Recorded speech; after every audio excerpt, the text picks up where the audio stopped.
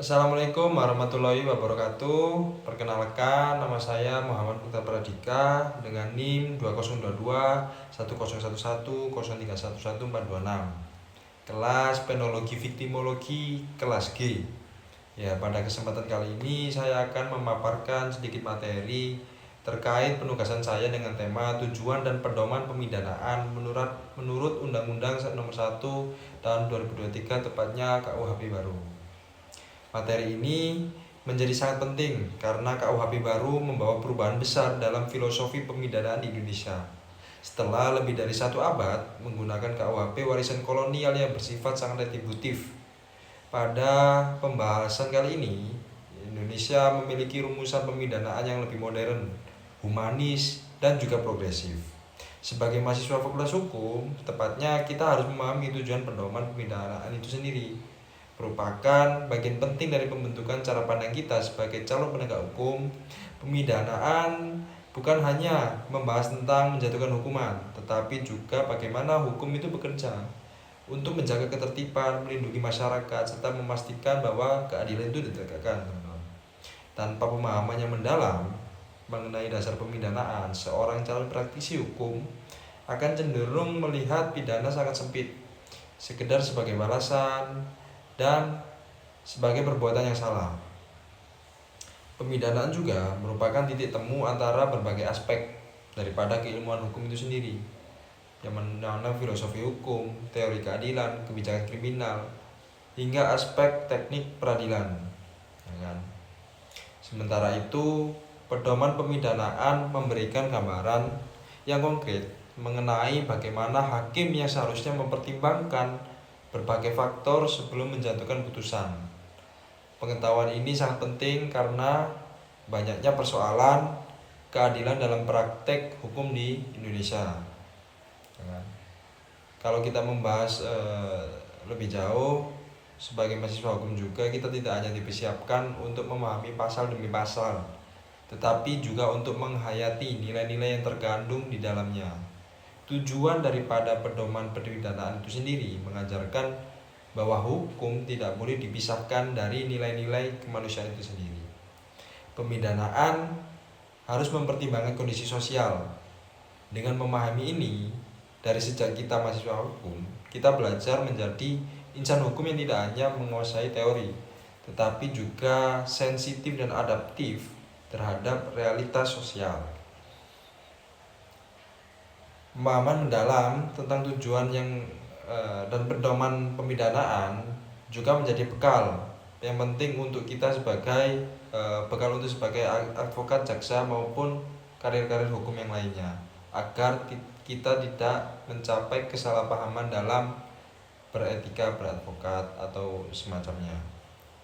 Di tengah perubahan sistem, mahasiswa dituntut untuk aktif dalam paradigma baru, dan mahasiswa memiliki kebutuhan akademik, tapi juga ditanggung untuk calon penjaga keadilan. KUHP baru bukan hanya sekedar mengganti pasal-pasal yang sudah usang, melainkan memperkenalkan cara pandang terhadap kejahatan, pelaku korban, serta tujuan dari sanksi pidana. Sebelum masuk pada pembahasan inti, tepatnya di KUHP baru, proses reformasi KUHP berlangsung sangat panjang, melibatkan puluhan tahun kajian dari unsur akademik dan berbagai perdebatan di ruang publik. Hal ini menunjukkan bahwa perbaruan KUHP bukanlah pekerjaan teknis mata, tetapi mencerminkan kebutuhan bangsa Indonesia untuk memiliki hukum pidana yang lebih berlandaskan nilai-nilai keadilan sosial. Di dalam KUHP itu sendiri, KUHP lama lebih tepatnya, tidak pernah ada rumusan resmi tentang apa sih sebenarnya tujuan pemidanaan. Akibatnya penegakan hukum seringkali memahami pidana hanya sebagai balas dendam atau sebagai penderitaan yang harus dijatuhkan kepada pelaku. Nah, di sini di KUHP baru kemudian memperkenalkan tujuan pemidanaan secara eksplisit. Kemudian dalam pasal 51 sekaligus pedoman pemidanaan dalam pasal 52 yang menjadikan arah pemidanaan jauh lebih jelas dan terukur. Rumusan tujuan pemidanaan dalam pasal 51 pada dasarnya menyampaikan bahwa pemidanaan bukan hanya bertujuan memberikan sanksi kepada pelaku, tetapi juga mengarahkan agar pemidanaan dapat mencegah terjadinya tindak pidana, mengoreksi perilaku pelaku, serta menyelesaikan konflik dengan memulihkan keseimbangannya dalam masyarakat. Tujuan pertama yaitu mencegah tindak pidana, mencakup dua aspek yaitu pencegahan umum dan pencegahan khusus. Melalui pencegahan umum, pemidanaan memberi pesan kepada masyarakat bahwa perilaku menyimpang akan mendapatkan respon hukum. Maka hal ini penting, ya kan? Ketertiban sosial dan menghindarkan masyarakat dari tindakan yang merugikan. Sementara itu, pencegahan khusus berfokus pada pelaku agar dia tidak mengulangi perbuatannya di masa yang akan datang. Tujuan berikutnya menunjukkan dimensi rehabilitatif dalam KUHP yang baru, yaitu bahwa pemidanaan bertujuan mengoreksi dan memperbaiki perilaku pelaku agar menjadi manusia yang lebih baik. Pendekatan ini tidak pernah dirumuskan secara jelas dalam KUHP lama. Nah, undang-undang ini mengakui bahwa pemidanaan harus dilihat dalam kerangka reintegrasi sosial, yakni bagaimana seseorang pelaku dapat kembali menjadi bagian dari masyarakat itu sendiri setelah menjabatkan hukumannya. Maka itu yang harus kita tanamkan di KUHP baru. Di sisi lain, KUHP baru juga menegaskan bahwasannya pemidanaan bertujuan menyelesaikan konflik dan memulihkan keseimbangan dalam masyarakat. Tujuan ini menunjukkan bahwasannya pergeseran besar dari paradigma retributif menuju paradigma restoratif yang lebih memperhatikan hubungan antara pelaku, korban, dan juga masyarakat itu sendiri. Pemidanaan tidak lagi berbicara sekedar menghukum, tetapi bagaimana pemidanaan itu menjadi sarana pemulihan, baik pemulihan terhadap korban, pemulihan terhadap pelaku, harmoni sosial, dan yang berakibat efek jangka panjangnya terhadap kedua unsur itu sendiri. Nah, secara filosofis, tujuan tersebut menunjukkan bahwasannya KUHP yang di KUHP baru menggabungkan teori pemidanaan sekaligus teori retributif, teori rehabilitatif, restoratif. Nah, di dalam pasal 51 juga menegaskan bahwasannya pemidanaan itu harus memperhatikan nilai kemanusiaan dan martabat manusia. Hal ini berarti bahwa pelaku tindak pidana meskipun telah melanggar hukum tetap dipandang sebagai individu yang memiliki potensi untuk berubah menjadi arah yang lebih baik. Pemidanaan tidak boleh dilakukan secara sewenang-wenang dengan cara merendahkan harkat manusia. Dengan demikian, KUHP baru ingin memastikan bahwa dasarnya negara hadir bukan untuk menambah penderitaan, khususnya penderitaan pelaku, melainkan untuk menjaga keadilan melalui proses-proses hukum yang lebih manusiawi. Lebih jauh, pasal 51 memberikan dasar bagi kita, dasar filosofis bagi penerapan keadilan restoratif dan berbagai bentuk. Ketika pemidanaan ditujukan untuk memulihkan keseimbangan dan bukan sekedar membalas, maka penyelesaian perkara dapat melibatkan korban, pelaku, dan masyarakat secara lebih aktif. Misalnya melalui mediasi, penyelesaian di luar pengadilan, atau pemberian kesempatan kepada pelaku untuk memperbaiki kerugian daripada yang dialami daripada korban itu sendiri. Tujuan memperlihatkan komitmen daripada Undang-Undang Nomor 1 KUHP baru itu sebagai orientasi pemulihan realisasi sosial. Dengan demikian, KUHP baru tidak hanya memperkenalkan pasal-pasal teknis tetapi menggeser orientasi menjadi lebih responsif dan adaptif terhadap perubahan zaman. Di pasal 51 juga tepatnya pelaku itu tetap wajib mempertanggungjawabkan tindakannya. Namun, tanggung jawab tersebut harus dikelola secara berkeadilan. Artinya, pemidanaan tidak boleh melampaui batas kepentingan sosial dan nilai-nilai kemanusiaan. Dengan perumusan seperti ini, KUHP baru mendorong hakim dan aparat penegak hukum untuk menjatuhkan pidana secara proporsional, sehingga pidana benar-benar menjadi instrumen untuk mencapai keadilan, bukan untuk alat penambah penderitaan. Dan pidana itu sebagai upaya terakhir. Dengan demikian, KUHP baru menawarkan keseimbangan yang lebih proporsional, mengakui berbagai dimensi kejahatan secara komprehensif dan konkret. Setelah membahas tujuan kepidanaan, kita masuk pada pedoman pemidanaan yang tercantum dalam pasal 52 Undang-Undang KUHP baru. Di KUHP lama tepatnya tidak memberikan pedoman yang rinci, sehingga banyak putusan pidana yang tampak tidak konsisten meskipun kasus-kasus kejadian memiliki karakter yang mirip. Pedoman pemidanaan dalam KUHP baru dimaksudkan agar putusan hakim lebih terukur, objektif, dan akuntabel, dan sesuai dengan nilai-nilai maupun norma di masyarakat. Nah, di pasal 52 menjelaskan bahwasannya menjatuhkan pidana, hakim wajib mempertimbangkan berbagai hal, termasuk tingkat kesalahan pelaku, motif, mens rea, dan lain-lain. Terus pertimbangan mengenai tingkat kesalahan menunjukkan bahwa pemidanaan harus dilaksanakan secara proporsional dan aparat tidak dapat untuk mempersalahkan si pelaku ini. Hakim juga perlu mempertimbangkan apakah pelaku melakukan kejahatan dengan niat jahat atau apakah tindakannya dilakukan karena terpaksa. Nah, balik lagi di mens rea tadi. Jadi pedoman pemidanaan juga menekankan bahwa kedudukan pelaku dan korban harus diperhatikan secara proporsional. Selain itu, pelaku yang menunjukkan penyesalan, bekerja sama, atau berupaya memperbaiki kerugian korban dapat memperoleh pertimbangan keringanan. Namun sebaliknya, pelaku yang melarikan diri, tidak kooperatif kepada aparat, atau mengulangi tindak pidana itu dapat memiliki tingkat kesalahan yang lebih besar. Maka tidak hanya itu, pedoman pemidanaan juga memperhatikan akibat yang ditimbulkan tindak pidana. Semakin besar dampaknya bagi korban atau pelaku atau masyarakat itu sendiri, maka semakin besar juga pertanggungjawaban yang diterima oleh pelaku itu sendiri.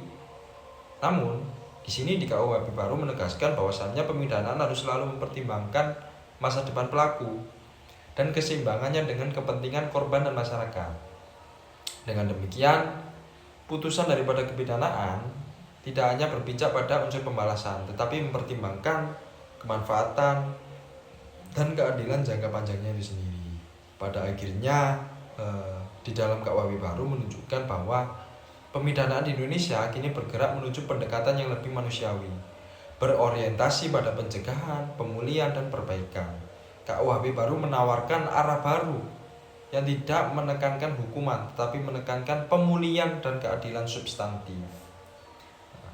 Kalau kita juga membahas lebih jauh, pasal 52 ini mempertimbangkan terkait tingkat kesalahan, motif perbuatan, cara melakukan tindak pidana, sikap batin, dan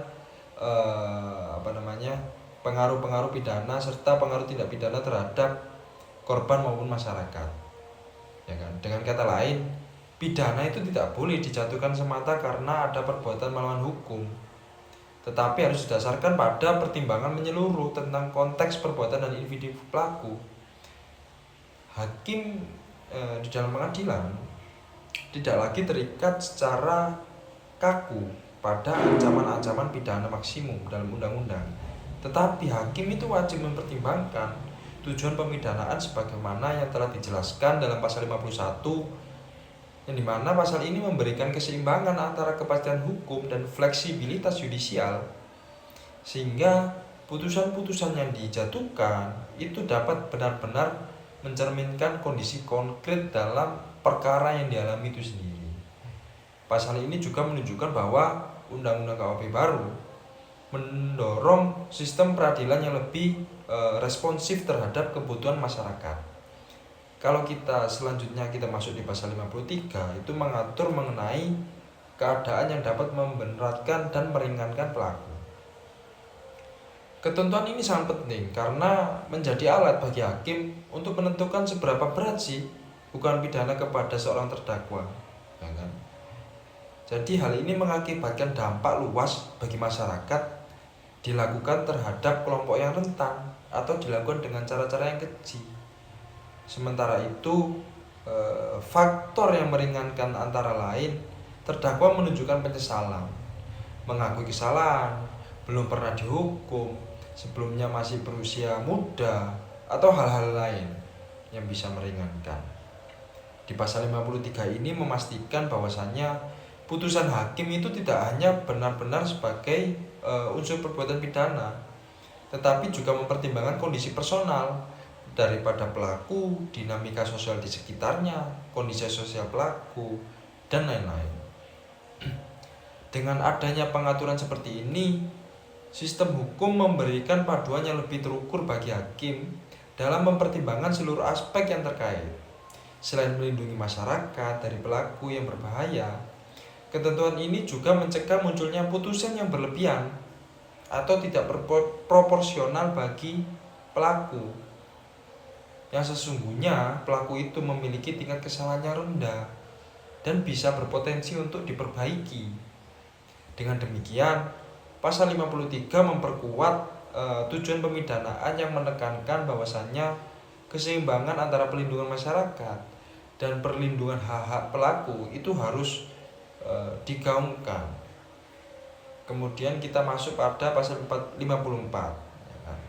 Di pasal ini menyebutkan bahwa kondisi seperti kerugian yang ditimbulkan, kedudukan dan tanggung jawab pelaku mendapatkan dampak psikologis bagi korban, serta situasi khusus seperti hal-hal yang ketergantungan harus diperhitungkan. Pasal ini menegaskan bahwasannya